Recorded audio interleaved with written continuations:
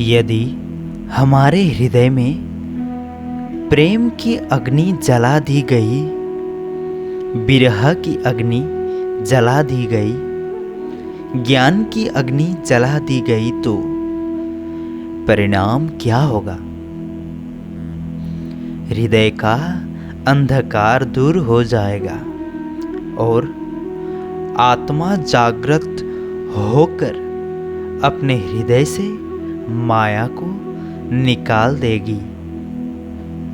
अपने और धनी के बीच में जो माया का पर्दा है वह भी समाप्त हो जाएगा।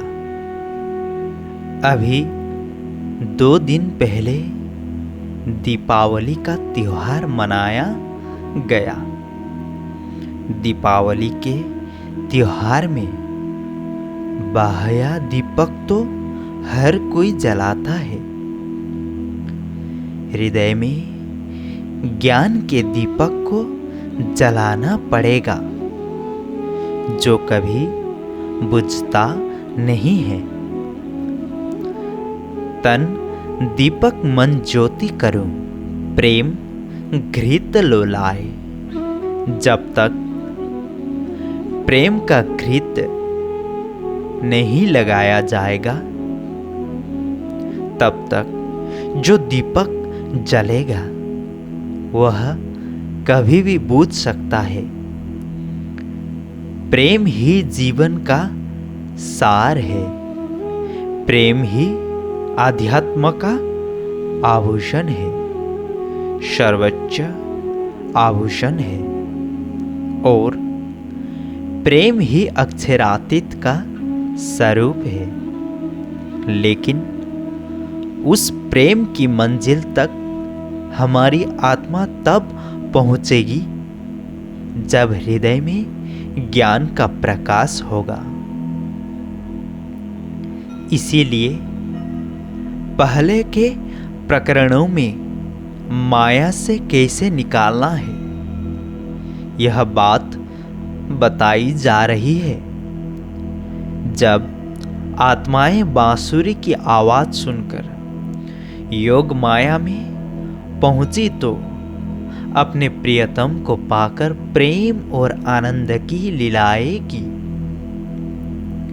उसी तरह से इस जागने के ब्रह्मांड में ब्रह्मवाणी के ज्ञान के प्रकाश से हम अपने हृदय में स्थित माया के अंधकार को दूर करें। अपने धाम हृदय में प्रियतम को बसाए और जागनी रास का आनंद ले।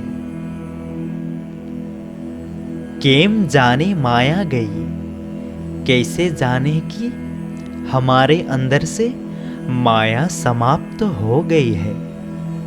स्थूल माया हर कोई छोड़ सकता है। जैसे कोई गृह त्याग कर कहीं बिरकत हो जाए, सन्यास की वेशभूषा धारण कर ले, तो बाह्य रूप से देखने में यही लगता है कि ये बिल्कुल माया को छोड़े बैठे हैं।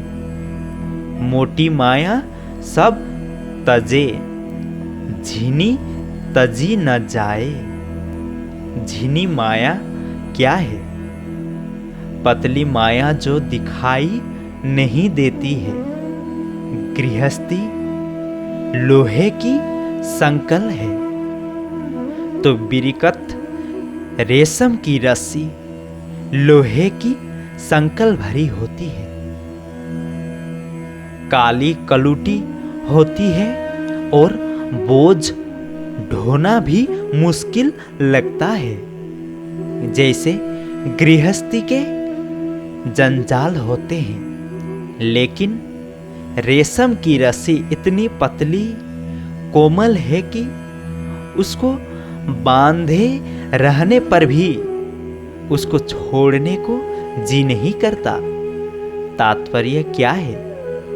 जैसे चिंतामणि जी गृहस्था की संकल्प को तोड़कर गादीपति बने थे, श्री जी ने कहा, एक ढाड़ी त्यों दूजी भी डारो, जलाए देवों चतुराई। प्रणाम जी। अगला भाग हम अगले एपिसोड में सुनेंगे।